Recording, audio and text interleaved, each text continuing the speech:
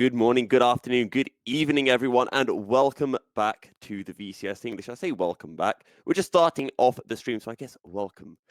I'm Milky Cyril. I'm joined by Marby. We have a couple of series coming your way today. We're starting things off with Team Flash against Cerberus. But first of all, Marby, how are you doing today?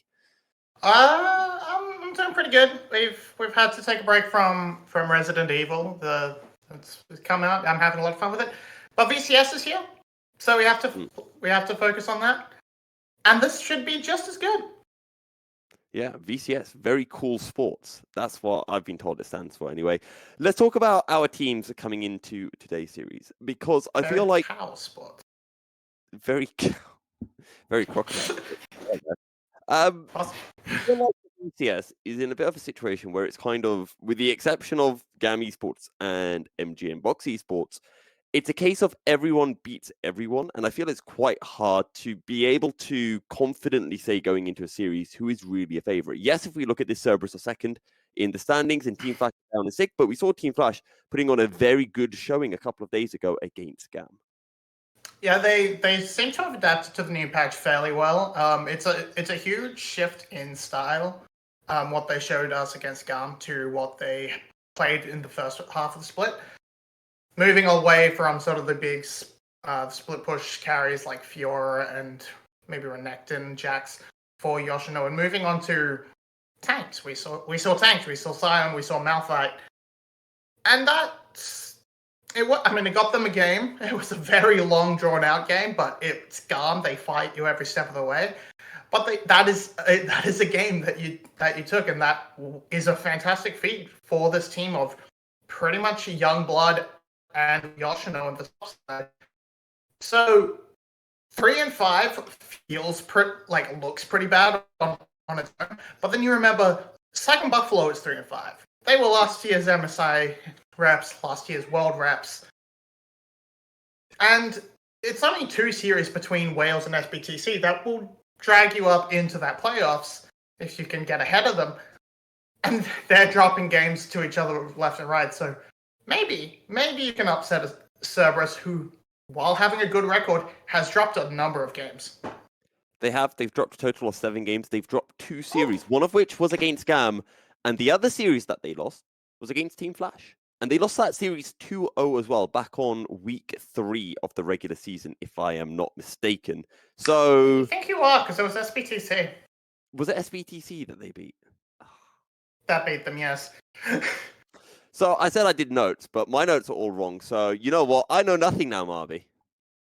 Yeah, so, for what it's worth, I believe Flash went and beat SBTC later, very shortly afterwards. So by transitive property, that definitely applies to League of Legends. So yeah. Flash beat SBTC, who beat Cerberus? So Flash beat Cerberus. Yeah. I'm being attacked by that. Yeah. So who knows what we're going to see. I want to talk a little bit about Cerberus. My mind's just been sent for an absolute wonder now, as I'm trying to work out what has been happening. Anyway, Cerberus. When we talk about Cerberus, there are 3 players in particular that I like to talk about. Yado, Artemis, and Rono P. And of course, Mini Mabinogi, who joined us on the broadcast. I hope is doing well, our furry little feline friend. Artemis and Yado are very known for having very big champion pools. And with the meta constantly changing, I think it is something that works very well for both of them. Both of them having 11 unique champions this split, which, particularly for Artemis as an ADC, is something that you don't see a lot of. Yeah, Artemis generally has always been a fun player to watch because he will always sort of step away from, the big 2 ADCs. Because in the past few years, it's either been, Xayah Kai'Sa, Aphelios Jinx, Zeri, Siva, Zeri, Xayah, Zeri, whoever is the flavor of the month. Zeri. Yeah, Lucian, yeah. That's who I was looking for. But he's still always willing to reach in, pull out Vayne, pull out a lot more of the stranger picks. And in previous splits, he's pulled out Twitch. This split, just on Thursday, he pulled out the Samira. He is like one of the only people who play Samira around the world almost. So I'm trying to remember yeah, if he won that game on Samira. he did. He won that game. Yeah. But yeah, he's willing to reach in and play pretty much everything. He's played a fair number of Callista games, and well, 2.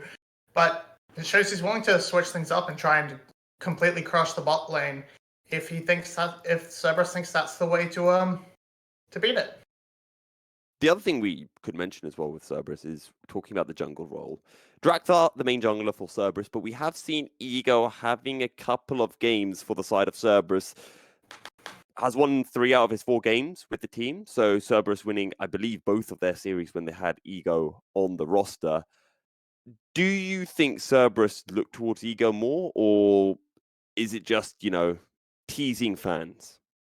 Yeah, I think they've mostly settled on Drakthar. I think they pull out Ego when they feel we are getting crushed in the jungle. We definitely need to shake something up dramatically. But even on Thursday, they went down 1 game against Buffalo. Rebel and I were sort of like, maybe we bring Ego in on this stage and see if he can turn it around, because Guri did a number on Drakthar. They kept Drakthar in, they turned it around themselves, and so I think Ego might be out pretty consistently, but he might pop in here and there if the coaches feel he is required. Yeah, we'll see whether then Ego does show up. Let's talk a little bit more about Team Flash, because we touched on Yoshino. I want to look towards putting in Sora, because they are... I mean, correct me here, Marby, we didn't see much of them in 2022. And I'm interested to see how they're going to perform against Artemis and Rono P. I mean, so far this split, they've been proving themselves as a relatively competent bot lane duo.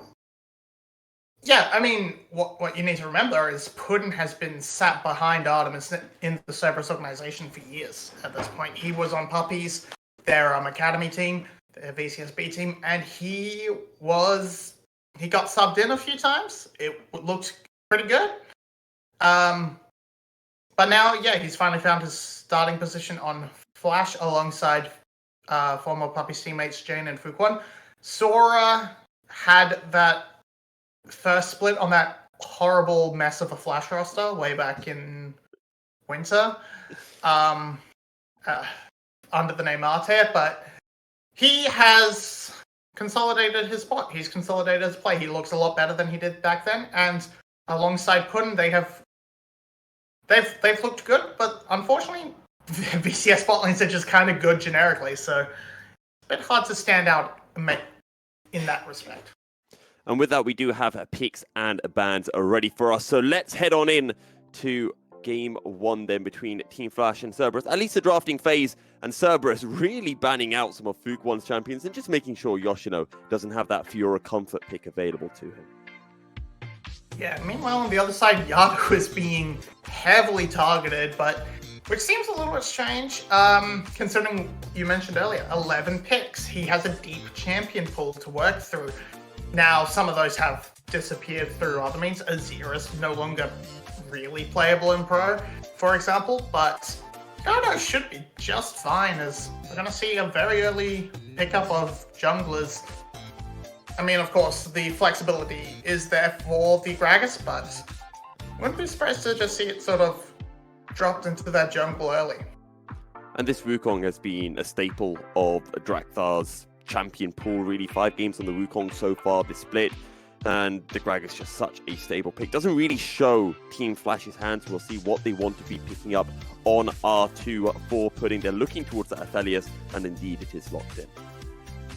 Yeah, just gonna pick up a pretty standard AD carry. I think the classic response tends to be the Jinx, but Artemis is really anything but classic, so if you want to keep it safe, you might just lock in your Jinx here. You could lock in the Xayah. It's still good on the patch, despite a quick nerf. There is a Rakan open as well if they want the Lovers duo, and that's exactly what the side of Cerberus will look towards. So very strong bottom side for Cerberus, as we tend to see from them. Yeah, now if Sora just wants to grab his grab the Lulu, it's a good pairing, but even then you can also grab the Thresh, which is actually a great matchup into the Rakan, works very well. Renata, also a good matchup into the Rakan, does, for similar reasons to the Thresh, you can deny their engage pretty well if you get a good hook, or in this case a handshake, and the turnaround potential of that hostile takeover to just put a short range AD carry like Xayah out of position, or force them to ult early. So, see if you get.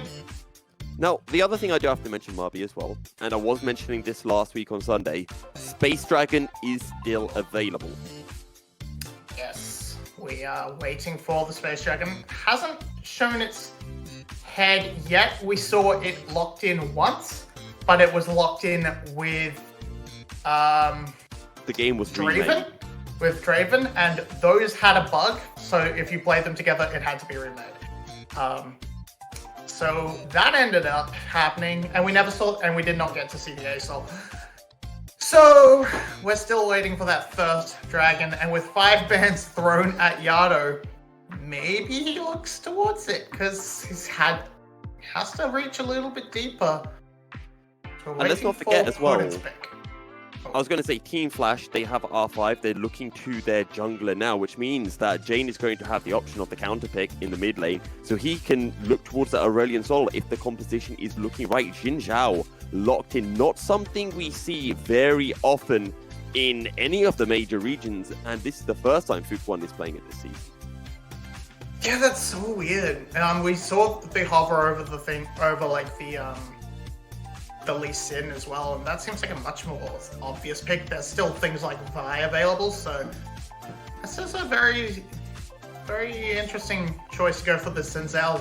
Makes me think there's a combo in mind for this mid jungle duo, as Cassante will be Pun's pick in the top side. Decent matchup into the Gragas if it goes there, but yeah, not a ton of Xin, a couple here and there in other regions, but now it's going to be actually the Gwen, so it'll be the mid Gragas coming in against the Rise, which, yeah, seems pretty reasonable. Well, it looks like Jane is trying to roleplay Dia 1, and Yado is trying to roleplay Glory here, with the Gragas and the Rise being locked in. Sadly, no Aurelion Sol coming through. Marby, I do have a fun milky stat for you. How many games of Xin Zhao do you think have been played in 2023? Are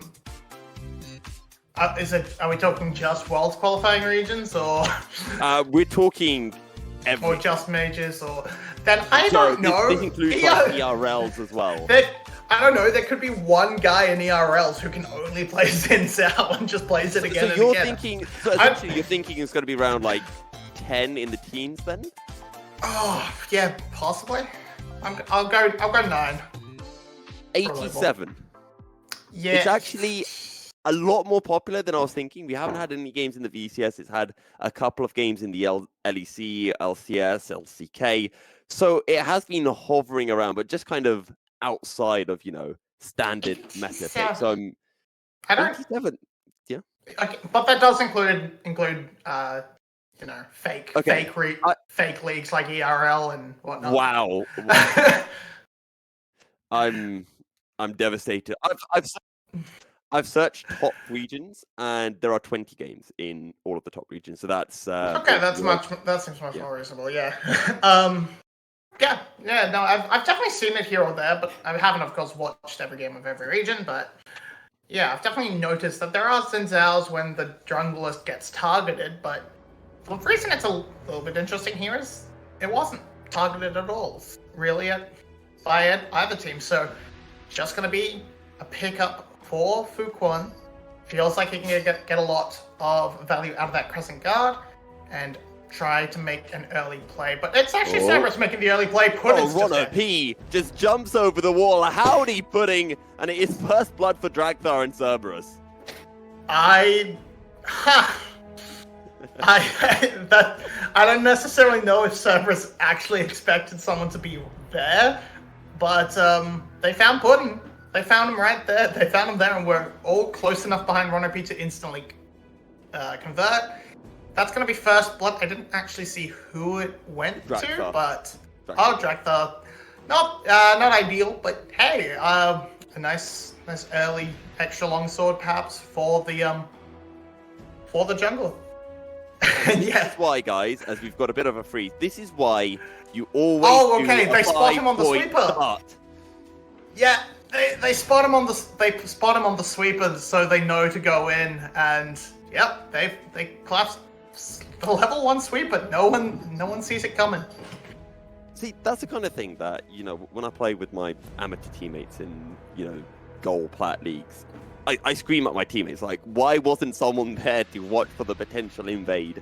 Cerberus, though, now have a kill. Drakthar, as well, has the gold. And we know Drakthar likes to get himself involved early on, especially when he looks towards this bottom side to get some gold towards Artemis. Yep, just going to find that bot side push. Both teams looking down there makes a lot of sense. That's how we've seen this game sort of played out. Early shove will go for the side of Team Flash based off that range advantage. But now early level 2 range advantage going to come through. But there's not a lot they can really get done. No scoreboards, so we're not actually seeing if there's any real advantages we can see arise. But Fook one spotted. He's going to try and make a play onto this red buff, but because he was seen, Drakthar's got the jump. And don't forget, Drakthar has a bit of extra gold from his first kill, doing a lot of damage onto Fook 1. He's going to be forced to flash over the wall. Yado coming over as well. Good belly block from Jane, and they get their kill. The turnaround onto Drakthar. Yado pulls one back, and now it's a 1-for-1 in the river. Yado backing away, even though Ron OP is hovering around. Okay, so that is actually a benefit. That, all in all, it's a kill trade for both mid laners, but it's a blue buff given to Jane and a red buff given to Yado, so this is a victory for Jane. Gets to just throw as many barrels as he can. Once Yado backs and has full health, maybe he can turn it around with just the auto attack trades, but yeah, we saw here, Fook, he was spotted. He just gets to get jumped on by Drakthar, but the commit from as they move out of the jungle, it looks good because Ron OP is roaming first, but it's Jane who just commits the flash around to really set it up, and it's a lot of flashes blown, kills traded. Ooh, maybe Yoshino can find something. Might be a Also bit as well, hard in that trade in the mid lane, I think Jane had just about enough mana to actually cast the belly slam, because once it was cast, I think there was literally no mana left for the Gragas. So very, very close, but a 1-for-1 in the river. And we're now seeing Drakthar just hovering around this bottom side, looking for a potential play of Sora and Pudding get a bit too angsty. Yeah, now this time around, if the junglers clash again, it should be Drakthar with the red buff, and that'll benefit him a little bit more in the fight. So, yes, my stream's a little bit laggy on my end. Oh dear. But we are doing okay. We're seeing just a trade of Scupper Crabs, do not want to aggress too much. On the spot side though, yeah, it's just Flash who have had complete control, and with that sort of concession of bot side by Cerberus, they're gonna crash this huge wave and feel really comfortable with it. I guess we're fighting over Raptors. Yoshino is making his way up. He's not the jungler, but he's Yoshino got it! To secure the big chicken. Drakthar on the run. He's going to get some movement speed over this Scuttle Crab as in come Pun, but Drakthar has already fallen. Now Yado joining into the fray. Jane is very low. Pun looking for the kill. Will surely be able to get one more snip. In it comes. But now Fook 1 is making his way into the play. Is another 2v2, and Yoshino will get the kill. 1-for-1 once again in the river. Yeah, honestly, just huge heads up from Yoshino to just walk down towards the Raptors and pass off the invasion while Fook was clearing his Krugs. So the mistiming on the smite meant that all that was for a whole lot of nothing, because Yoshino got the big chicken. Drakthar had to chase down, as we see here. Yeah, just doesn't quite have the damage on the smite. Yoshino picks that up, and Yado decides to back off, but because of that, the call to follow up from Pun means Yado's just a little bit too late to it.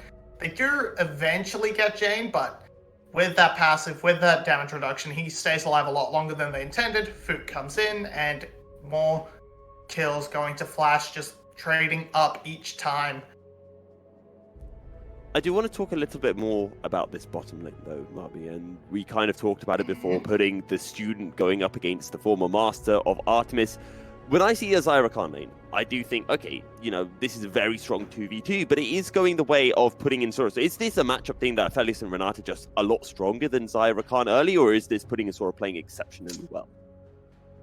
It's a little bit of both. Zyra Khan definitely has the potential to do a lot of damage and get a lot of all-in threat for sure, but in just standard passive laning, if there's no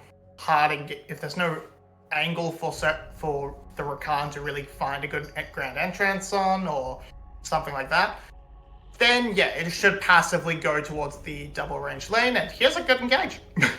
Grand entrance onto Sora will chunk the Renata down to half health. The Ignite used as well, but Team Flash are making their way down towards the bottom lane. Yado is in close tow, but no real engage from Team Flash, and Cerberus will just back away, as will Yado.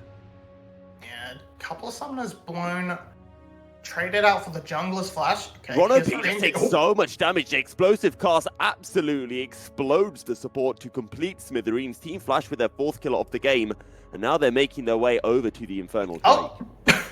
Luckily for Cerberus, it got traded back on the top side. Pun being able to solo kill Yoshino under his own tower. It will trade up for the side of Flash though, as the dragon is taken, but at least they're getting something back across the map.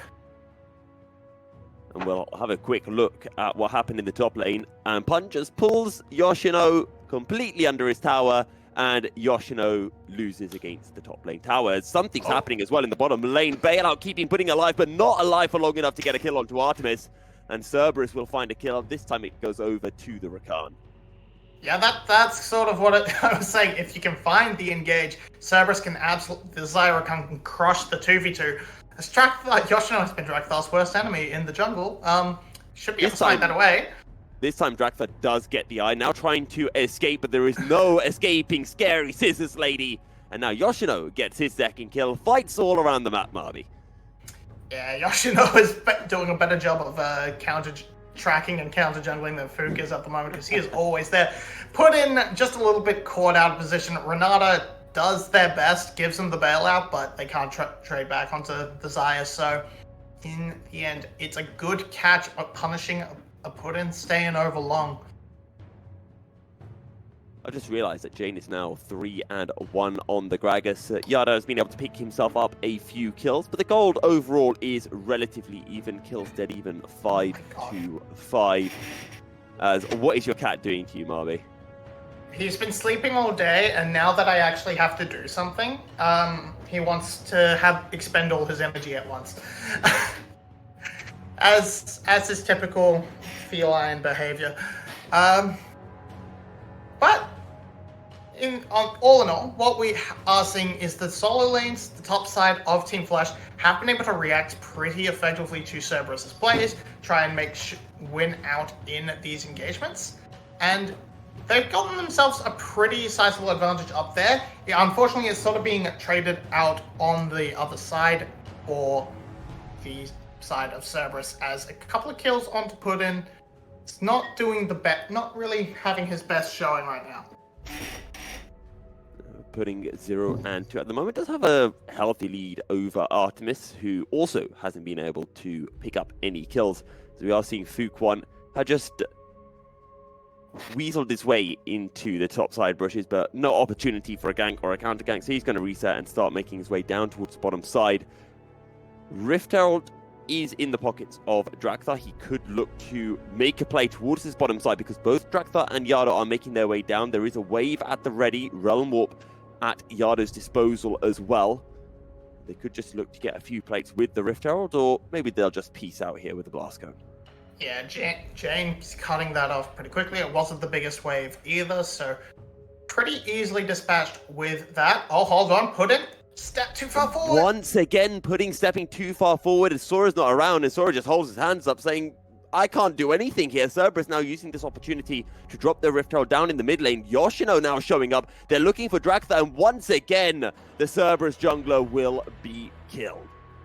Yeah, good flash from Yado stops him from dying alongside him, but the damage is done. They push away Yado from the plates. He can't get... I don't think he gets the gold there. They pick up another kill, and Drakthar has just been hunted down time and time again. All 3 of those kills from Yoshino are onto this jungler. He has had the time of his life just taking down this monkey. And Sora, he's doing his best, but it feels like every time he steps away, Puddin steps up into the engage range of Rakan. And it's not what you want to see, and now that Yoshino's sort of getting some items and levels under his belt, it's getting even harder for Pun, despite that first solo kill, to stay in lane and contest this Gwen. In fairness, we have seen some very good Cassandre performances this year so far. I'm trying to remember who in particular has been very, very effective at the champion. I want to say it was Enper, or is it Kiai? Pun and Nagia are the 2 that spring to mind. Yeah. Pun's had some really good ones. Nagia has had some fantastic ones. And of course, we never actually got Thor Giga Broken Cassandre. So this was all on the post-nerf Cassandre, which is even more impressive, honestly. So now Drakthar trying to, once again, playing through Artemis, trying to make sure he can get as much plate gold as possible, trying to give this carry a lead, because if they get to a late game team fight, you can pretty consistently rely on Artemis to put in the hurt. He's going to be under a lot of pressure with the Gragas and the Xin Zhao, but he should be able to keep himself pretty safe with Featherstorm, so they know where their bread is buttered, and they are making sure it's buttered well. Oh, now I want to have some toast. Now that I just think of butter. Well, butter goes with a lot of things. Jacket Are you potatoes. allowed to have toast? Not right now, I'm Toast goes against your fasting. brand. All right. I also forgot about Ramadan. My bad. I Your can brand eat is other cereal. Cereal That is is all the I'm only allowed breakfast to you're eat. allowed. I For mean, breakfast, certainly. I mean, technically, isn't wheat a form of cereal? So toast does count as we have an engage in the river. Good disengage, though, coming through from Drakthar. Just able to hop his way out. Artemis on the other side of this fight, but there's not much Hazaya can do on her own. In the top lane, Pun with another solo kill. Pun V9 angle coming in for the side of Cerberus. That was a close one. I think a bit of tower help coming through for Pun is now back onto this dragon. Drakthar looking for the angle to steal. Yado has kind of given up. Oh, big engage with a grand entrance. Hostile takeover Eastern Knight as Artemis goes into Featherstorm. Godlike mode. 2 members of Team Flash will fall. And Cerberus looking towards Jane, but no route for Yado to be able to lock the Gragas in play. Just a nice play from Cerberus. Alright, let's see what happens here. I think, yeah, Yoshino gets knocked back and the full combo comes in, so a bit of tower giving up that extra bit of health. And a narrow win for Pun there. Just a smidgen more damage. Would have done a lot as... Oh, explosive cask under tower. The Realm Warp won't take Yado out to safety, and Jane says, ha ha ha ha ha. Yeah, that was a strange Realm Warp decision, because you're just going to stand there taking tower shots if you're in it. I think you were definitely better off just to try and walk out of the tower. Anyway, that's a good pick from Jane. Definitely punishing Yado's overstep and lack of flash. But the big victory we have to talk about is the dragon. Absolutely beautiful play coming out from the bot lane of Cerberus and trying to carry the rest of this team. Now we have another Rift Tower being started. Cerberus isn't in a great position to respond, but yeah, they don't necessarily feel comfortable on the side of Flash, so they're even calling in Jane to grab this one. Well, I mean, that Team Flash are able to secure the Rift Herald. Cerberus will back away, and Artemis, courtesy of that play, now 3-0 on the Xayah. A big influx of gold going towards the Cerberus AD carry. Yeah, being able to pick up that double kill, getting closer and closer to those quick blades, and when those are online, the single target damage should be insane. Pun still trying to put as much pressure down onto Yoshino as possible. And as Yoshino gets closer and closer towards that next item, Oh, Might have to Drekthar be a here bit as well. Has a careful. Cyclone available. A lot of CC onto the Gwen, and nothing Yoshino can do as Cerberus pick up their 10th kill of the game. Now up towards the top side. No Rift Herald available for them. That was secured by Team Flash, but this will still be a tower secured for Cerberus and their second tower of the game.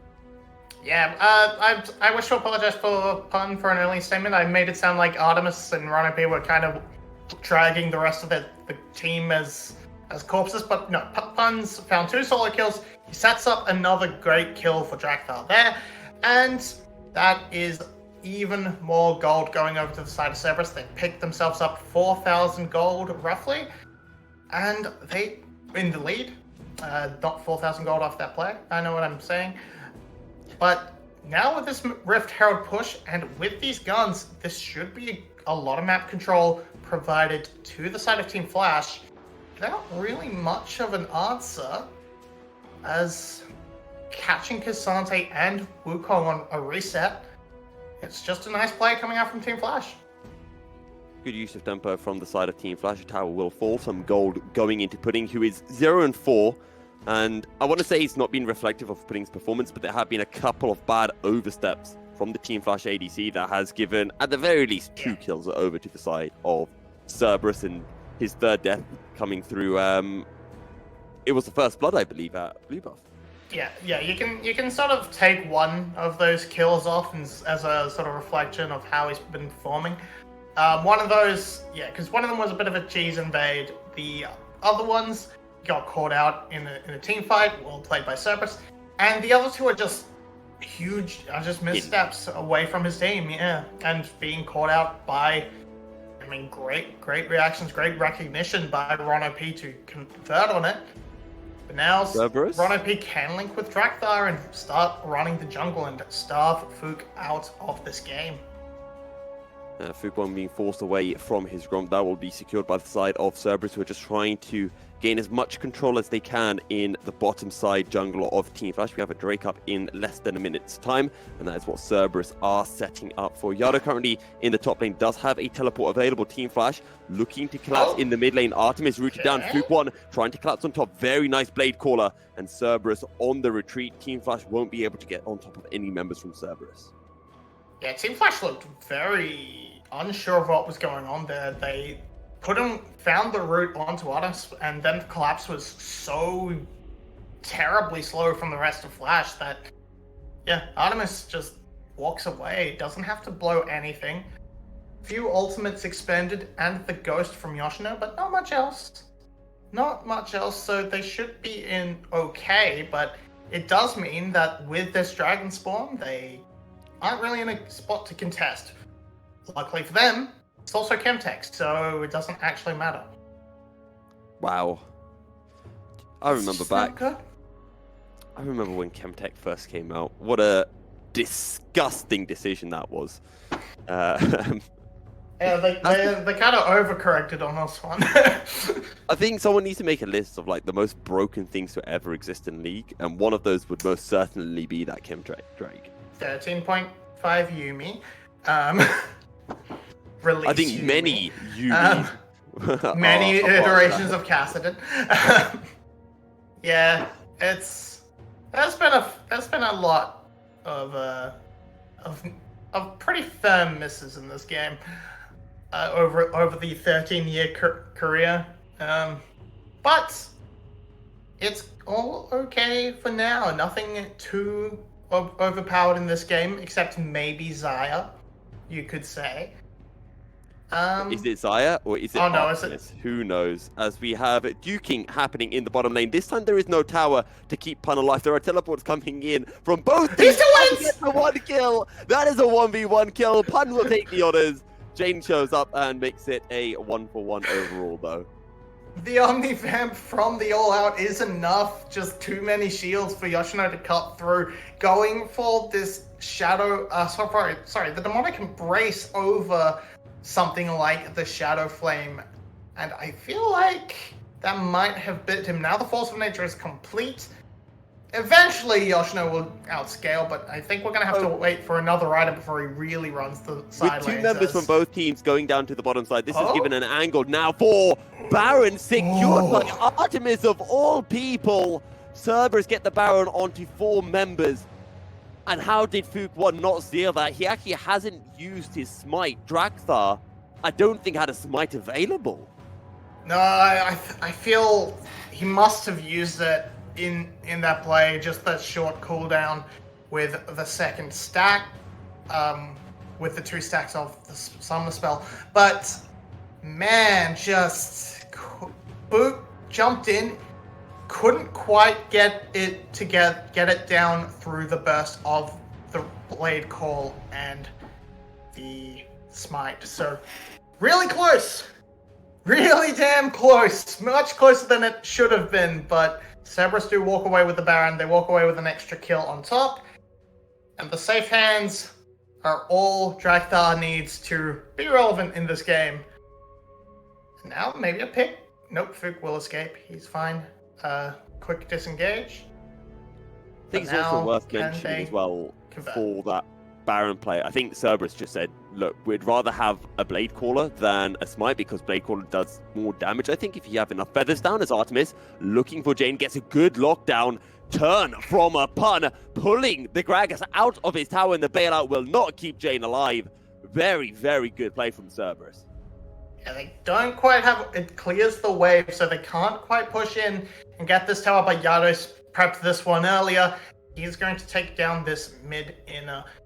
And now with this being sort of pulled apart, and okay, the minion aggro has betrayed Yado a little bit, but it's fine. The next wave has arrived, and bot lane towers will start to fall. And this is the issue when you're 1 member down. Fook1 using the ultimate to pull a pun under tower. Artemis will cleanse the hostile takeover as in comes a Realm Warp from Yado, looking towards Yoshino, but he's just sitting very pretty inside the Hallowed Mist. And Cerberus will back away, not being able to get either of the inhibitor towers. Yeah, not quite gonna bust open land inhibitor tower, but they don't lose anyone either. So Ornal Flash are doing okay. They're pretty happy with that outcome, but it's still very low, and there's still a bit of time left on this Baron, so they can definitely double back down and reattempt to break that tower. Jane is doing his best to clear out the wave as much as he can, so that with that wave denied, that should be the end of any attempt to get the towers, but good barrel Jane to avoid is play call, but on he's the still out wrong of side of the position. map right now. And Oh, he's yeah. got 4 members of Cerberus coming for him. Will be able to teleport back to his next tower, fight in the top lane, as that pun is being caught out by 3 members of Team Flash. You might be a Cassante, you might be strong, but surely you don't find a way to outplay this. Gets a good knock-up onto Fook1, putting though He has on the so chase. many What is dashes. the movement speed of a pun's Cassante? This is ridiculous. Team Flash somehow have enough sticking power and will eventually get the kill, putting actually his first kill of the game. Yeah, the Ghost and the dashes were doing a lot, but that's 3 members in the top side of the map, so that opens up this tower. They're gonna try and kill Yoshino, but with that tower still sort of sticking around, they can't commit fully, so Yoshino gets away. I thought the Hallowed Mist by Yoshino was used a little bit too early, and I thought it was going to time out and he was going to get absolutely popped, but it stayed around for a while, enough to keep him alive. Not enough, though, to keep their inhibitor tower alive, and Cerberus now make their ritualistic way down from the bottom lane to the Drake. Yeah, gonna quickly pick that up. Just a little bit more tenacity, a little bit more slow resist. I'm trying to remember what Chemtech actually gives. I know it gives tenacity. I think it gives more but damage, or Chemtech Soul gives you more damage when you're... Yeah, that's the I can't remember. Soul gives you damage down, gives you more damage down and less damage taken. Healing and shield power, that's the one. I mean, so that's pretty good for pun. Let's be real. That's gonna be nice for Pun. That's gonna be nice for Ron for sure. Hell, even Draktar's gonna get even Draktar and Yado are gonna get a little bit out of it. Hell, everyone's gonna get a little bit out of it. It's just nice to have. And now Baron is coming up in a minute. It's the only real thing to fight for.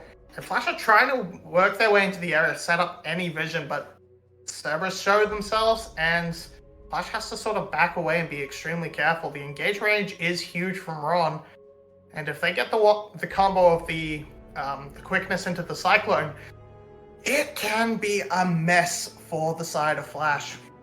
So I want to take a kind of bigger view at the team fight that we're about to see. What can Team Flash do to get back into this game? Because they are 8,000 gold behind, but surely with Yoshino, they have enough tools at their disposal to be able to win a fight if they can get the right angle off. Yeah, what they really need to do is try and blow Artemis's something early, because he has 3 very big defensive tools. And with all 3, it should be nearly impossible to get on top of him and take him down. And that is a lot of damage for the side of Cerberus. And even then, if you commit everything and get through the Cleanse of the Flash, the Featherstorm, the Bloodthirster Shield, and the Gale First and the Bloodthirster Shield, and still kill Artemis, you've probably not got anything left to deal with Yado, who will still put out a fair amount of damage. Doesn't quite have that Rabadon's in hand, but should be just fine to clean up a team fight if you've committed everything onto the bird.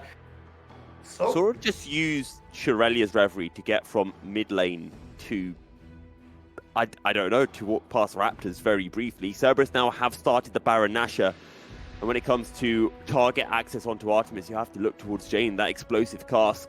Things are difficult for Team Flash, and right now they are buying Cerberus's bait, who have reset the Baron, and once again looking to start it up as Pudding makes his way to the mid lane to catch a wave, and Jane has been forced to reset because there's a huge wave crashing in from the bottom lane. So Cerberus taking their time, waiting for everything to come their way. Yoshino locked down, taking a lot of damage from Yado. Now Engage coming through from Ron OP to stop Team Flash from having any way at stealing the Baron Nashor. Pudding has to be careful. He's locked down and taken down. Pun picking up the kill, and Team Flash will lose 1 member.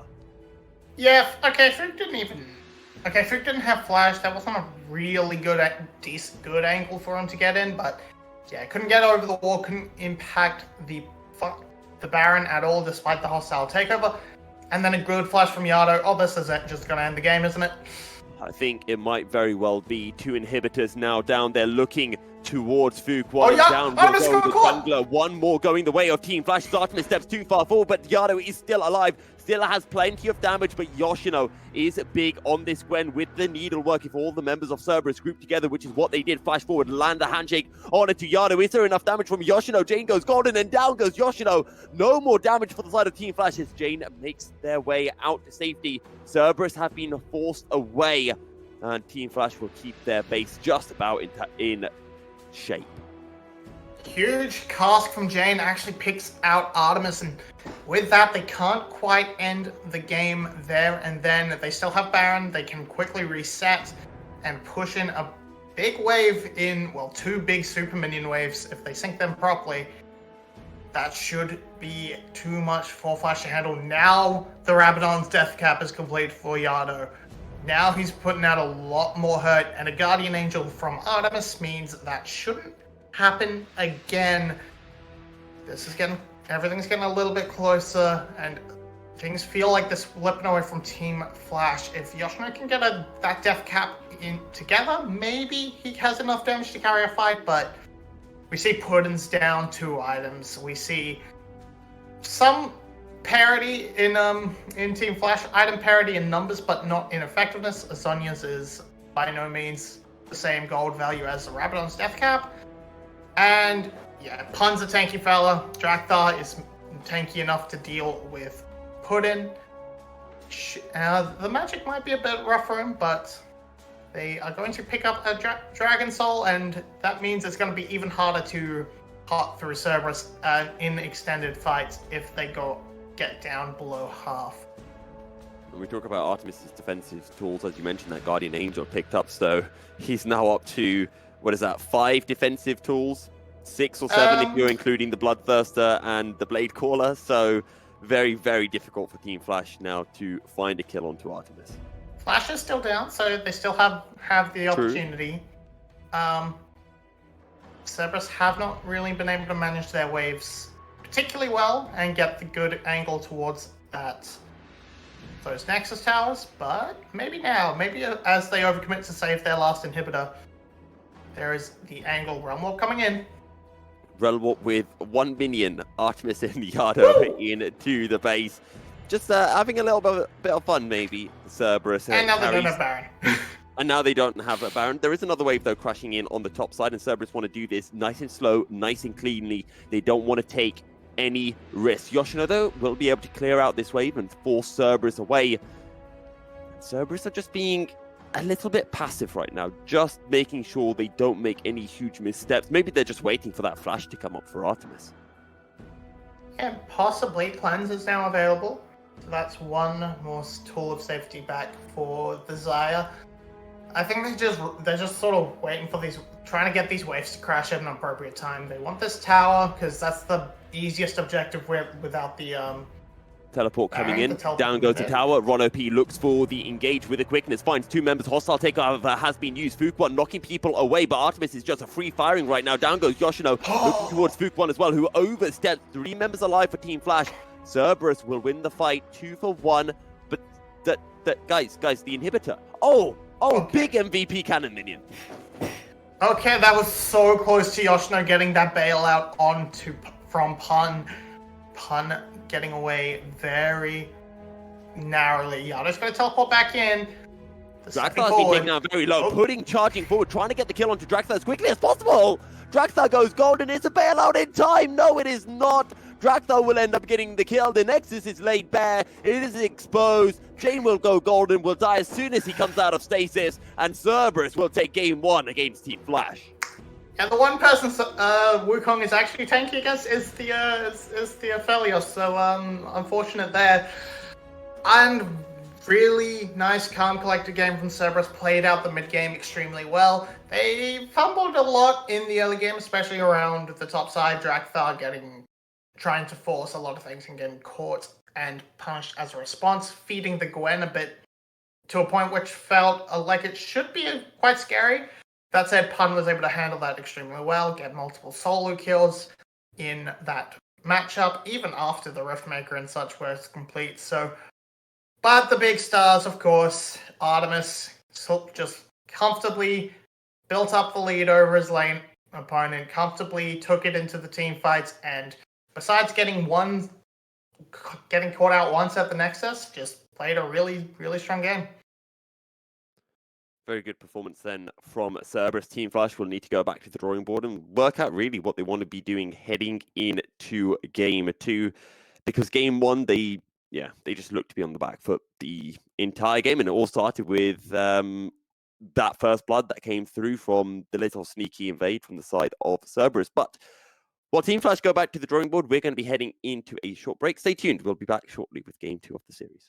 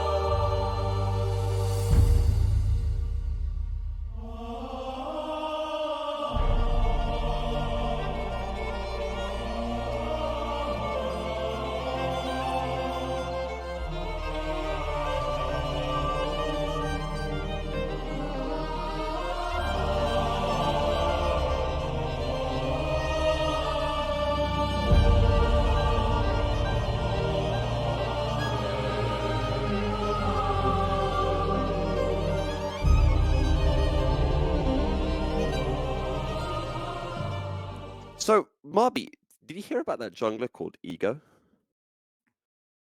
I've heard rumors. I would love to see some Ego. I mean, so that's just a little bit rude. I mean, It is rude, considering Cerberus did win.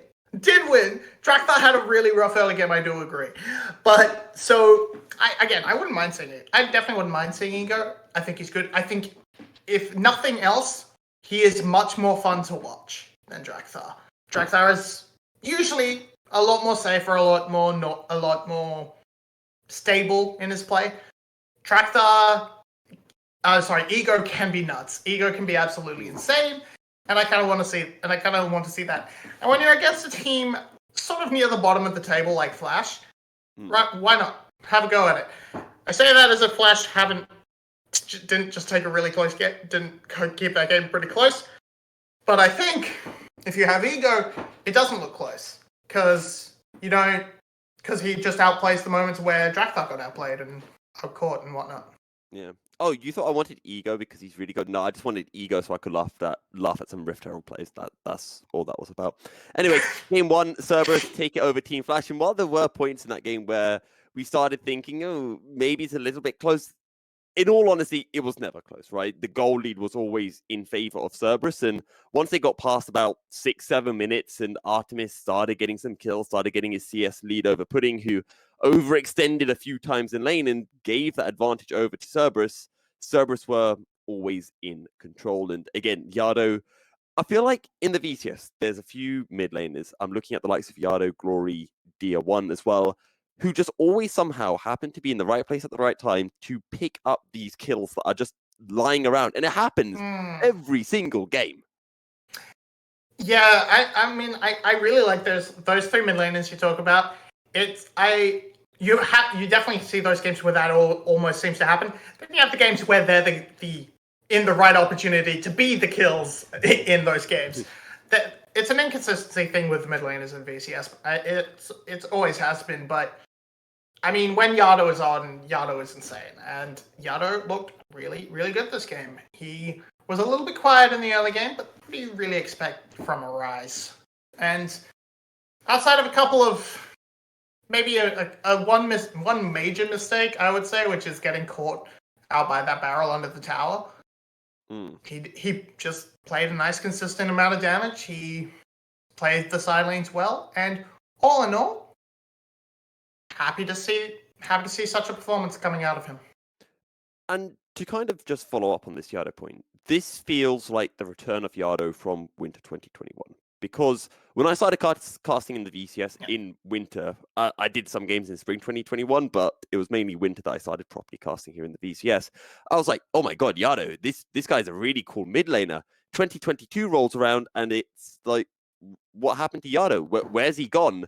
And now it does look like we've got that Pog Yado back, who's been out damaging Artemis over the split. He has a 29% damage share, whereas Artemis only has 28, and Artemis is the ADC.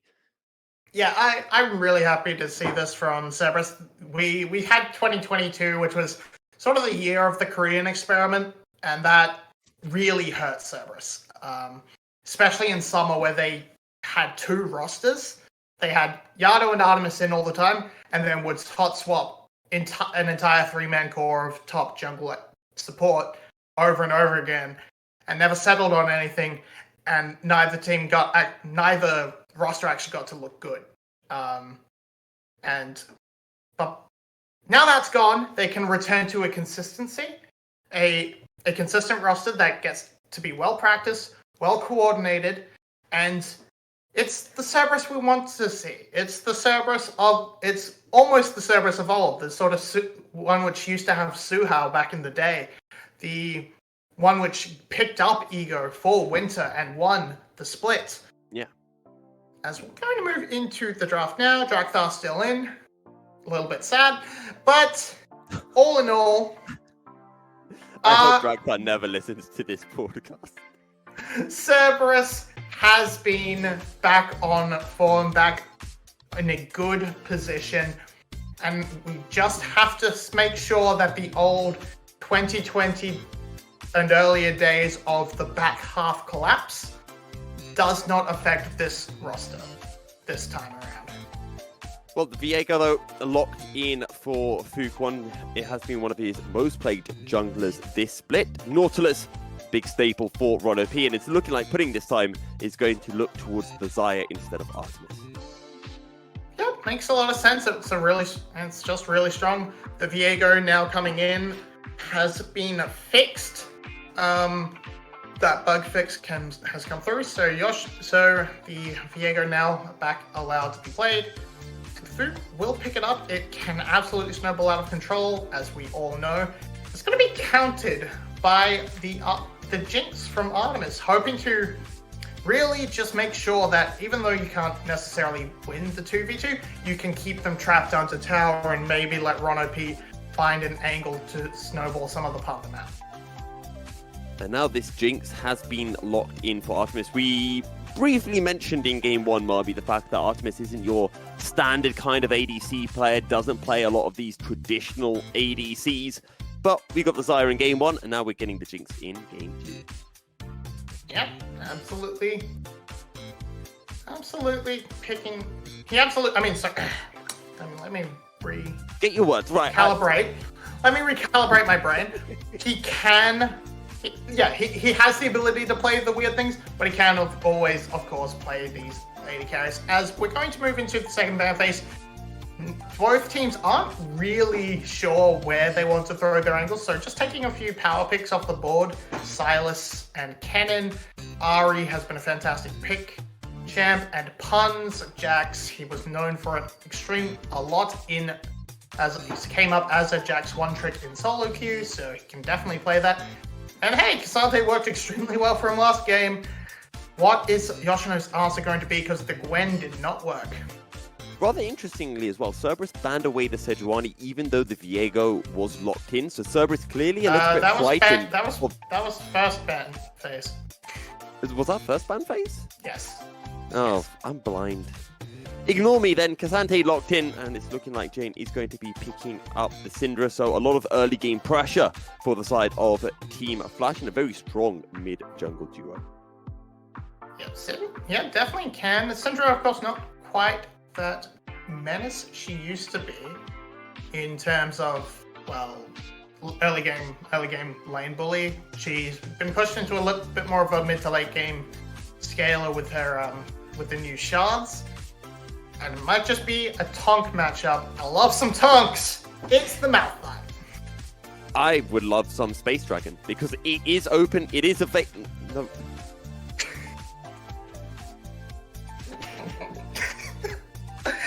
That's not the right kind of dragon, and that's not the right kind of space. Oh, Talia would be cool. I do love Talia if it gets locked in. The Malphite, though, is really nice for the side of Team Flash, and I want to talk about that a bit more before we touch on whatever Yado does decide to lock in, because that is some really good backline to get on top of this Jinx, and the current composition is Artemis is going to be this big late game threat, and if you can get on top of Artemis, GG. Yeah, and that is in pretty much why I greatly prefer this pickup to the Galio, because with the Galio, you kind of run into it's Artemis or nothing in the later stages of the game. Galio has a bit of damage, of course, but if you have everything committed to that much all in and you end up leaving the Jinx all alone, the Malphite can remove her from the game, and then you should lose the resulting team fight pretty handily from there. But okay, I'm happy with this Talia pick. I still think maybe it could be risky because you have two immobile carries against a Malphite against this hard engage. You don't really have anything to protect them. Cassante's trying to go into the backline. Nautilus is not really that great peel. Much more wants to be an engaged threat. And then, who else is there? Wukong also wants to dive in and be an engaged threat. So the front line of Cerberus could get away from them if they aren't careful and leave the Jinx and Talia a bit exposed to the counter dive. And it is something that I do like with what we're seeing being drafted from the side of Cerberus. the fact that they have this Talia and you can put down the Unraveled Earth makes it a bit harder as well for Rakan to be able to follow a Malphite engage. You can just get locked up on the Earth and, hey, you can get picked up. You've got the Wukong as well for the Cyclone, which, again, just gives that little bit of added protection for any dive onto Artemis's Jinx. Yeah, just a little bit. But it's not all that much. And it won't necessarily do all that much against against a Malphite who is just going to ignore you with his unstoppable onslaught. And of course, if Jane flash skill buttons you, there's not really much you can do there about that. So we're gonna see if Yado can find something onto Jane, but I mean that would involve starting the seismic shove, so probably not. I mean, that's 2 wards dropped down, which I feel like is a bit unnecessary from Cerberus, considering 1OP had already put 1 ward down. I do, though, want to talk about the first 5 to 10 minutes of the game, because I see a Syndra. Surely the plan for Team Flash has to be to try to get this Syndra unlocked, either to play around the Syndra and get some kills for Jane, or to be able to help Jane to push in this mid lane and then presumably roam down towards the bottom lane to get some kills for Pudding or Sora. Okay, I'm being a little bit careful. Yeah, I definitely think playing around this mid jungle duo is actually really good. Again, it's not going to be quite as free and quite as menacing as it has been in the past, but it definitely can hold that as we find a decent engage. Very good dredge line, but very nice turnaround. Artemis are finding a lot of damage, and Sora doesn't have anything else here. Pudding is just getting run down. Heal has been used, and now Artemis is the one who is very low. So I think overall, Team Flash are actually coming out of that trade best. Yeah, Team Flash came out of that pretty damn well. It looked really good with the trade of support health onto ADC health, but in the end, Artemis had a cleanse, not a heal. So Pudding does come out on top here, and this is going to keep going on. Oh, scatter the wheat doesn't quite land. Yeah, it doesn't quite land. Flash trying to try and crash this wave in very aggressively so they can cheat a recall and pick up something nice for Pudding. Maybe a call, get things going and try and race ahead. Good little bit of damage down, but it's not going to commit to too much. Sora's desperately trying to make this crash. And with the Lover's Recall, doesn't even miss a beat on tempo. Just plays really nice. I'm just wondering if it would have been better for Sora to start the back so that Pudding could have got the wave to crash, because that way Ron OP can't really step up to the wave as much because he can just get bursted down by Pudding. I would say the real benefit to making Sora do it is that you have the extended E range to get to dash back faster, so you can push it a little bit more aggressively, a little bit longer. As we see, Jane has had pretty good priority in this mid wave rather, which has given Fook a lot of creative potential. Jane shouldn't get this. Okay, good seismic shove. And yeah, Jane sitting pretty happy, bullying out this lane as well as he can on the Syndra, and slowly scaling up. Picking up those stats. We want to see those shots. I wish I could get a replay of that mid lane trade, because I feel like with how little mana Yado had, having expended all of the mana for the seismic shove, maybe Jane could have just flashed over it, auto-queued, got the kill onto Yado, or maybe just too aggressive of a play. I would have to double check, but I don't think they had vision on Drakthar. They don't want to risk that too much. Fook is able to make his way up. I don't think he has been seen on the Tri-Brush ward or anything, but he wants to make something happen. With Sora, he could definitely make something, could definitely convert if Ron OP steps up too far. Ron OP has stepped up too far, but the Flame Chompers will give Ron OP enough space just to flash out to safety. So want someone to spell down for the Cerberus bottom lane duo. Yeah, bit of a fun trade there. Sora can't actually get the real knock-up on the Grand Entrance, but he does interrupt the Spider-Man hook from Nautilus, and Yoshino is just taking a beating in this lane. And yeah, I mean, I have to say, he's gone for the completely wrong runes. You're up against a tank, just take Grasp of the Undying and smack him for health. You're not actually gonna poke out a tank with your Aerie. Just accept that and beat him over the head with the funny green fist. Maybe it's, more of a shield. Maybe that's the plan. Have It a shield doesn't- for your trades it, against It fire. doesn't shield you. Does it not? I always thought if you hit someone, the area goes to the target, does some damage, and then comes back to you as a shield. No, like a tiny shield. No. No? It's good. Okay, hold that. Before I explain runes to Ron P lands a good dredge strike, but Pudding can't land a Blade Caller onto Ron P, so the Nautilus will just be able to walk out. So how it works, and the way it works for things like, and why it works for things like Jarvan support, for example, is when you provide a spell, when you put a spell effect onto an ally, the Aerie goes and shields them. Right. If you do an effect on the enemy, a damaging effect, it goes and does a little bit of damage to the enemy. You cannot apply the Aerie shield to yourself, and even if you could, Okay. Yoshino doesn't have a way of shielding himself. Right, I do have a follow-up question for that, but going to hold that. Fuquan gets a good stun through. Follow-up from Sora. Flashes over the wall. You don't want to go over there. The heal will just about keep Sora alive for long enough. That first blood is secured by the side of Team Flash. 2 for 1. Dragthar and Ron OP both are falling. Team Flash win the fight, and Team Flash can now look for the Drake. Yes, so close. Sora kind of flubbing it a little bit, but kept himself alive long enough, and that is a good start for the side of Team Flash, picking up that reset for the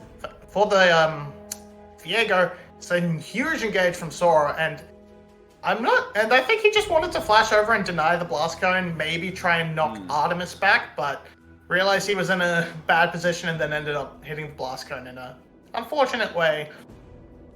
He does die, but it's still a positive trade for the side of Team Flash. He even survives long enough so he doesn't get first blooded. So everything goes hunky-dory for the Flashes.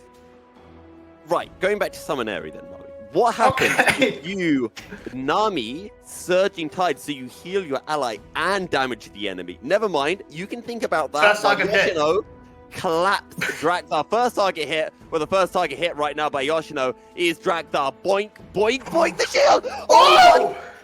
Dragthar! He flashes at Yoshino's ult. I don't believe it. Jane though shows up. Yoshino will get a kill nonetheless.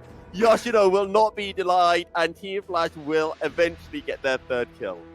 All right, it was almost completely amazing from the side of Pun, but Jane was there first. Jane out roaming the Talia, able to just convert it. So Dragthar getting super greedy, completely on a ward, and Yoshino does actually pay. This is a pretty risky play if he can't get onto Dragthar. And good flash from Dragthar. The all out to drag Yoshino away, but an even nicer re-engage from Jane. Flash scout of the week. Sets it up, and Yoshino still has a decent wave to return to. He loses a few minions, but hey, he gets a kill. Absolutely worth it. It was a high risk play, but it more than pays off. Hear me out here, Marby. I think Yoshino did a Do you little need bit another of a rune naughty... explained to you? No. I know Okay. all the runes now, Marby, okay? I even know how kleptomancy works. So... Who's gonna tell him? I think Yoshino did a little naughty there by not letting Jane take the kill. It's a bit unfortunate, but in the end it doesn't matter too much. Jane will still get the stacks for their passive, the dark shards, and so they still walk away pretty happy, and Yoshino can work towards his Sunfire Cape and maybe actually keep some pressure down, return some of the get some wave control back so you don't actually hemorrhage plates. That could have gone disastrously for Ron if that hook was just a little bit long, but Jane walks away okay. Dragthar doesn't really, but can we get a look at Jane? I need to see how far along their passive is. I want to see how upgraded they are. Now that you said that, Marby, we're never going to get the POV of Jane in the bottom left corner where you get to see... Show me Jane. Nope, that's Sora. Maybe third time is the charm. I reckon. It's going to go to Yardo first, and then it might go to Jane. Oh. Tragedy. No. Fuquan. No, okay. We don't get to see anyone now. The Drake, though, is still up for the taking. I thought King Flash might have looked for that after they won that initial river fight, but still available for either team to secure. Yeah, now it feels like this should be the objective now, especially with Rift. Maybe just try and get a couple of plates in. Maybe gonna try and split it 3 ways amongst Puddin, Jane, and Fuguan. So, yep, 3-way split on those plates. They shouldn't really stick around for more. They're not gonna break down another. So just take that tempo and move it into that dragon. And with the recall coming in from Wukong, it should just be a concession by the side of Cerberus. Just trying to scale up, make sure Artemis can hit those breakpoints, those 3 items he really needs to get online, and start impacting the fight. And I think Cerberus is just gonna play it calm and collected until then, try and make sure they don't give up too much. Well, the Drake secured, and while that play happened in the bottom side from the side of Team Flash, Yada was able just to push in the mid lane, was able to get a single tower plate, but has been rather mana dependent as of late and is always running very low. Now does have a tier with nearly 200 stacks, has the Lost Chapter as well, and is just starting to become more of a force to be reckoned with. Yeah, you should probably not run out of stacks anymore from here. I'm not able to get the pull back, so can't roll out onto Yoshino, can't look for that solo kill. But he can push this wave in, try and get himself another plate. Just walk. He's built that Barmy Cinder, so he can't actually walk up and hit the tower anymore. It's given him a lot more push in the sense that he's always under Yoshino's tower, but maybe he should have just gone for that Iceborne Gauntlet so he could actually farm these plates a little bit easier, because, yeah, it's unlucky. That plate is so low. I wonder if Yoshino... But that's why I'm bad. I think when Pun was backing, I think Yoshino could just let the minions take it. It's one of the most frustrating things when you push a wave in, reset, then the wave gets the tower plate as you reset and you don't get any gold. Makes me cry every time. Yeah, no, that's definitely an option he could have done. But as it is, it's working out just fine that he's keeping the wave at bay. Pun can't commit, can't collect it, so yeah, it's all fine. It's all fine. Pun, these top laners are just going to keep farming and returning to lane. Another plate is taken for Puddin, has had full control over the spot side. Fook has kind of just set up a little tent in this area. Hasn't committed to attacking the lane, but he is always on the spot side, always applying some pressure. And it's making Artemis a little bit nervous. He doesn't have any safety because he's got a Nautilus instead of a Thresh or instead of a Time Kench. Even a Braum would have been nice. Oh, here's the all-in coming in from Sora. Forces the cleanse very quickly used by Artemis, but both summoners now down for the Cerberus ADC. Really quick thinking from Sora. And now with Fuguan and Jane making their way over, Artemis and Ron OP might just have to back away from their tower. Yeah, this is the downside of picking the Jinx into this duo. They can just jump on you, and next time they do that, it's going to rip you apart. The ultimate's coming through, but it seems to have been called out, so... Oh, wait, Yada was making his way to look for a kill onto Yoshino. Yoshino is still alive. Out comes the Featherstorm. Not going to get the kill onto Ron OP. Here comes Dragstar, flash away from putting the Cyclone. Will be able to find the knock-up and will be able to find the kill onto the Team Flash ADC. Yeah, on the top side, they weren't able to kill Yoshino with that Weaver's Wall from Yado. Wasn't able to cut him off, but it's another wave. Hold that Dragstar once more. Looking towards Fuguan. I'm just trying to work out how Pudding took so much damage in that play, because did he go on the tower or something? I think he was on Chompers, but we might have to wait until a replay. Jane not pushing to push out too far and really look for anything. So Flash and both teams sort of playing extremely cautious around certain things. Like you could have pushed in and tried to catch and try and find something onto the low health targets. It's actually just a good engage onto Ron OP, bounces them onto the traps as well, and so they just have to stand there and take the full brunt of Artemis, just shooting them in the head over and over again. It's not enough to kill them without the assistance of Dragstar, but it is a good start for a Cerberus who are just a little bit behind. they're going to be a little bit more behind now with that first brick going over to Jane. But still, everything's coming okay for Flash. Nice influx of gold then for Jane, and this series, and I feel this split, I have wanted to praise Pudding and Sora that in lane they felt like a good two-man bot. But then we do see mistakes like we saw from Pudding, overextending a few times, and they're getting caught out by that engage when winning the lane. That is just been costing them this split, I think, for Team Flash. Yeah, we see the sparks of brilliance, especially in the team fights for Pudding, but still making small mistakes that are punished by the better teams, by the likes of Garm and Cerberus, and it does hurt them. It does keep them lower in the standings. But it's definitely something that can be worked on and signals a decent future for these players. Have to remember, it's the first full split for Pudding. It's close, but not quite. The buff's not quite enough for Jinx. Clearly needs more to the execute damages. Raphael's going to be dropped immediately. I'm very glad Jinx ult on objectives did get nerfed because it was... It did also just get buffed. Pun? Oh, did it? Okay, Pun on the side, so is Drakthar, but Team Flash collapsing very well onto the Cerberus duo, and the rest of Cerberus aren't looking to follow. Never mind, here comes Yado, will cut Pudding and Jane away from the play. Pun able to get over the wall, and now the Drake being started up by the side of Cerberus. Team Flash secured the first Drake of the game. I don't know, there is an ultimate available for Sora if you wanted to go in, but Team Flash just going to give this one away to Cerberus. Yeah, in the end, it's basically just my lane Tara traded for the Dragon, which is by no means a bad trade for the side of Team Flash, especially since you already grabbed that first one. It is another Cantech Drake, so congratulations, it is no fun Drakes allowed day.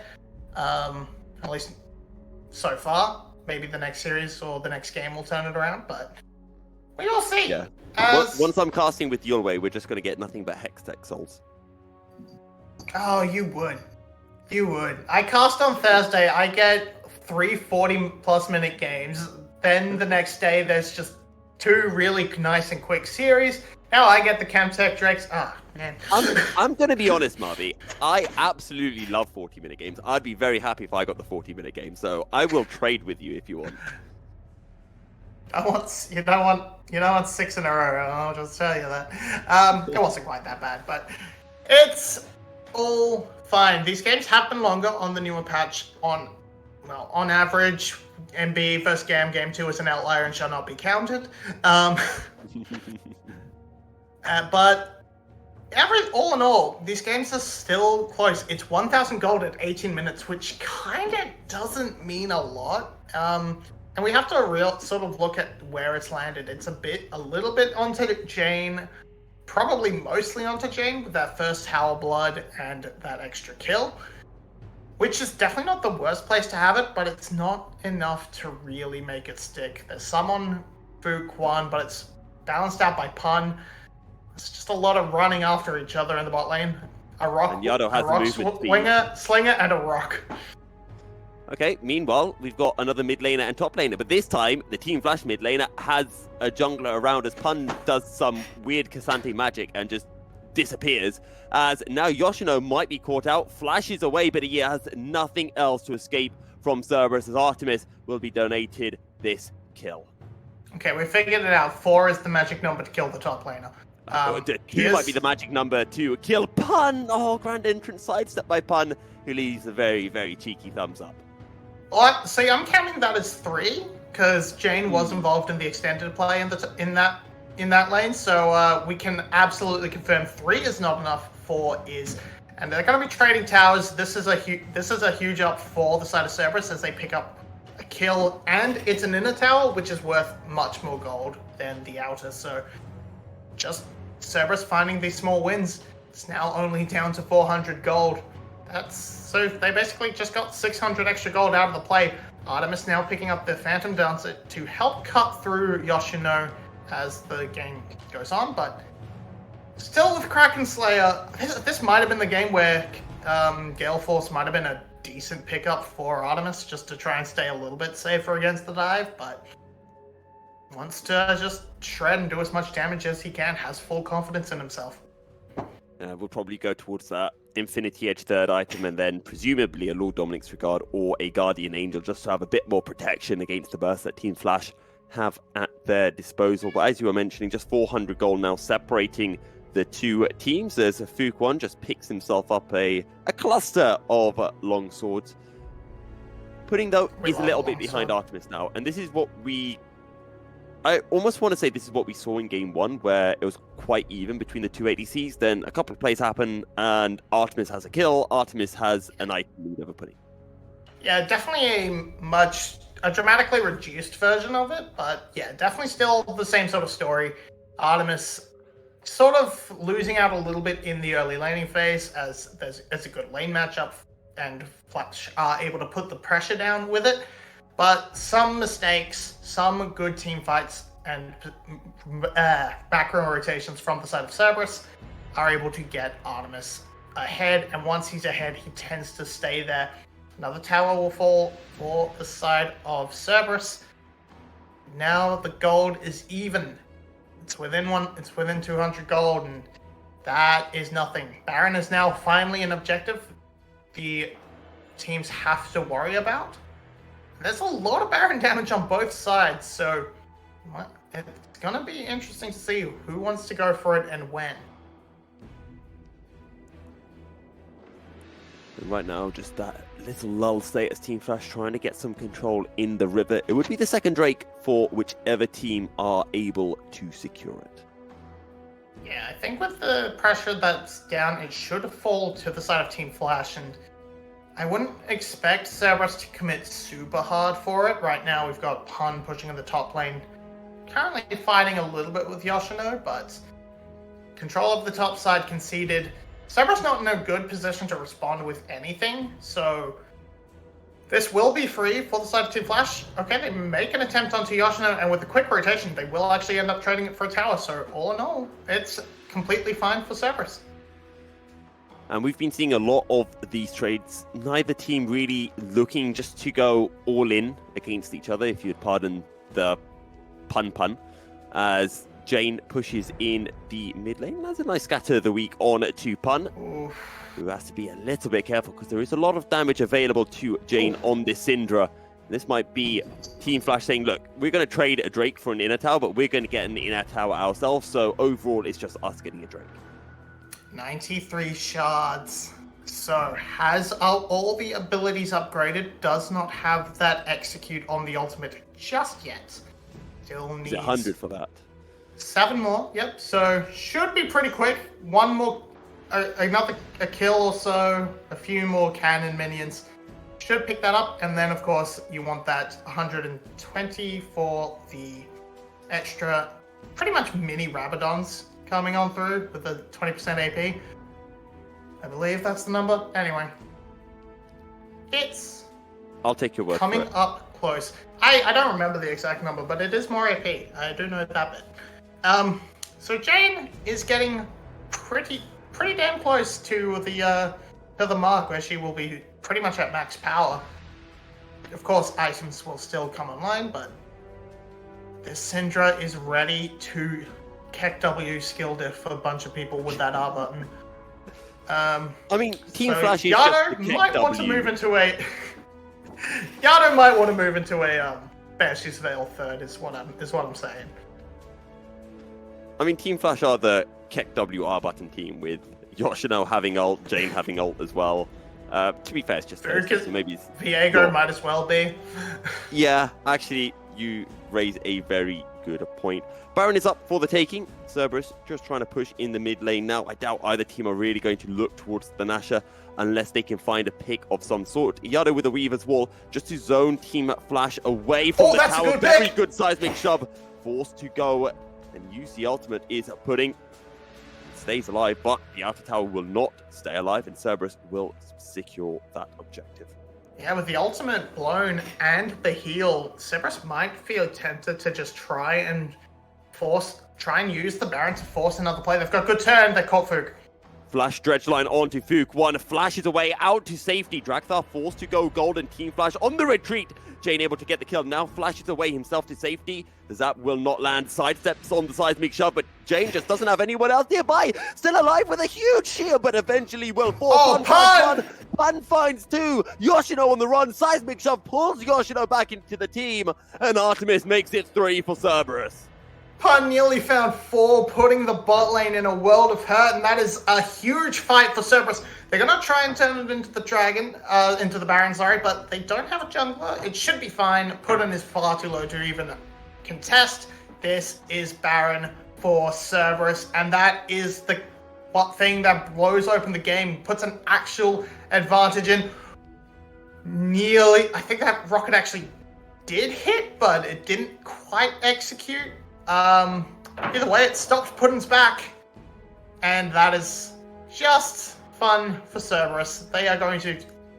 They don't have many towers out of the base to to try and blow this gold lead open with this Baron, but they can break the inhibitor and create a huge pressure advantages. We look again, Foot gets out by the skin of his teeth, and a good Zhonya's to interrupt the ultimate, but Jane commits to it. And then it's just a really nice position from Pun to basically execute both of these players who got away on low health. And then he solos out the bot lane as Yoshino does his best, but is left to the mercy of the rest of Cerberus. Can't do anything there. Dragon is on the board.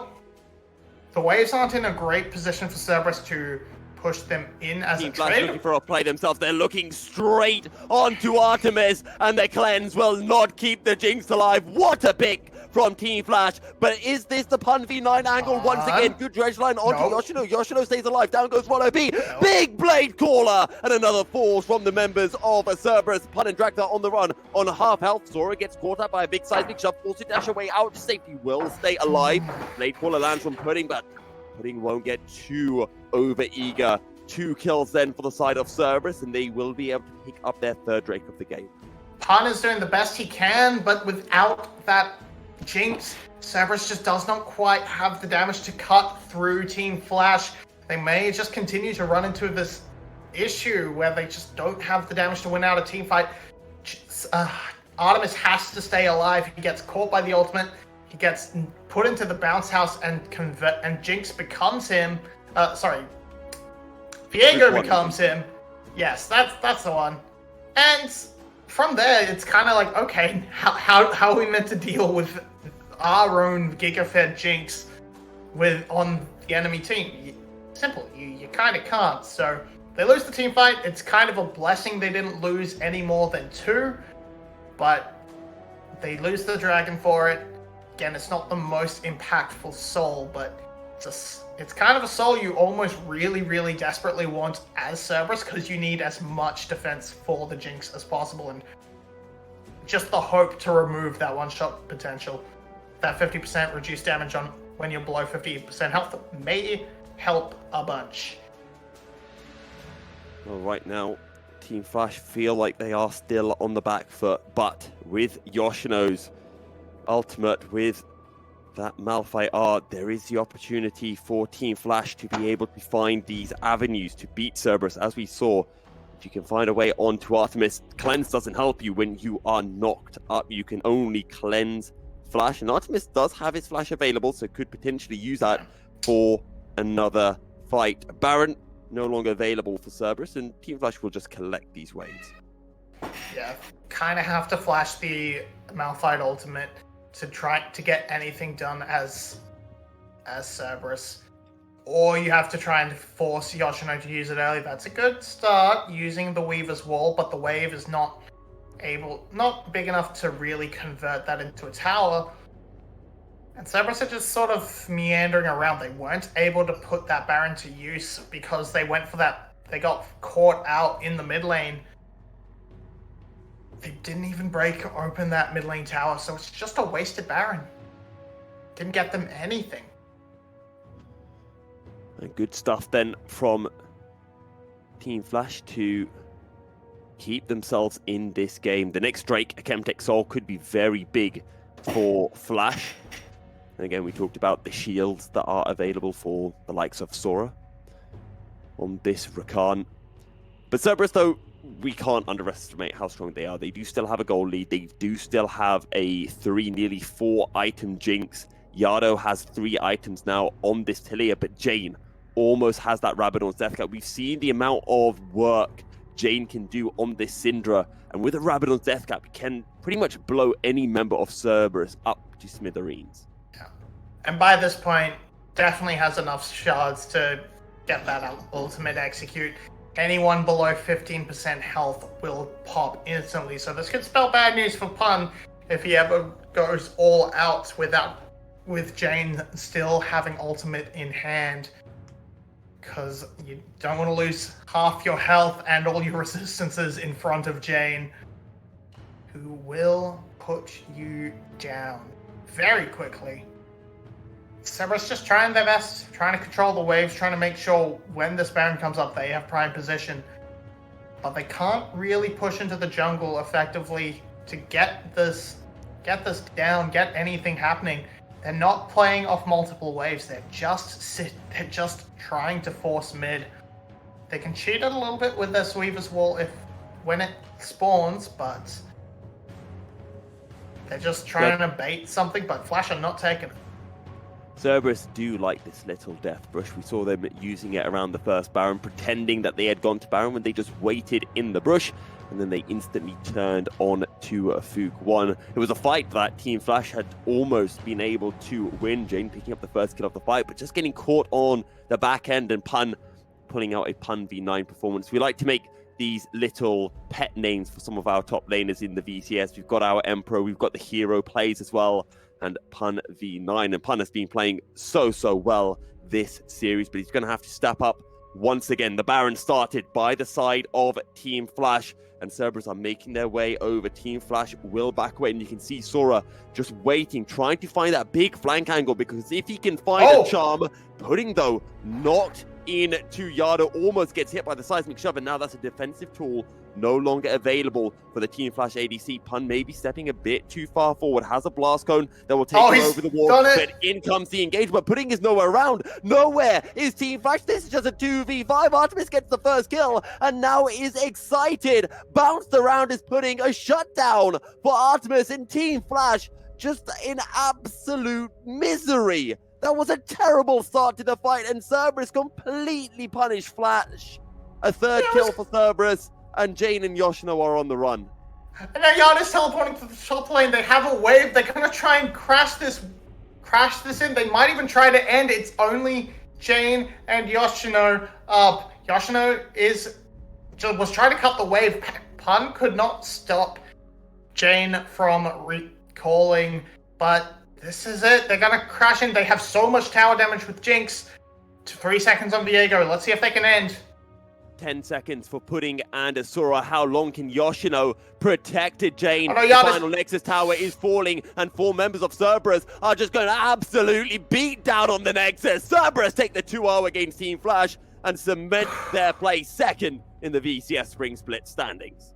It was going so well from Flash, then it was just the biggest fumble I've ever seen. I need to walk through that fight again if production can get us that sort of as a replay, because they just took the blast cone into the entire team. The damage dealer's not there. Broke apart. Like that second part where Pun all outs and brings Fook into the team. That's a good play from Pun, but they just all group up on a blast cone and knock Puddin into the team, where he's forced to ultimate. Okay. Yeah. All right. Okay, we've got the replay, so we can just show the Baron again. Starts off with Flash taking the Baron. They back off. This is fine, and then this blast cone in the blue buff. Who hits it? Jane. Who hits it? Jane hits it and knocks Pudding into a position where he immediately has to ult. And then Pun tries to chase Fook 1, and this part's good from Pun. He just knocks him back, pulls Fook into the entire team. Yoshino goes in to save him, but that's the front line completely isolated from the back line, from the damage. then Pudding gets singled out, then the rundown happens. That's the game. I'm amazed they actually ended off of it. I don't think Flash were expecting that either, but it was just a cavalcade but it's just that massive blast cone error that sort of puts the team into a panic, and then a nice capitalization on pun puts them into the worst position possible. Stats are in. What? Your mouth fight did the most damage. That's not good. Not good. So but, in fairness, I will say that a lot of time these damage graphs do get skewed because top laners just slap each other for all eternity, and there wasn't really a lot of skirmishing in that game, so it does skew the damage into Yoshino's favor. But also, Yoshino, most damage on a Malphite, I don't know what's happening, but fair enough. Yeah, I don't know what's going on. But it was a really close fight from Flash until there was that one fight that sort of broke it open, got that first Baron. Really nice play from Flash, meant that Baron had minimal impacts. Then that just complete disaster. Everything just sort of a misclick happened on the blast cone, and it sort of threw the whole team into disarray. It's a really disappointing ending to what was a really nice, fun, intense game up until that point. But that does bring the series to a close. So we're going to be heading into a bit more of an extended break. And then when we return, we'll have our second series of the day. Saigon Buffalo face against Team Secret. What was last year the battle for second place in the final world spot. We'll see you guys in a short bit.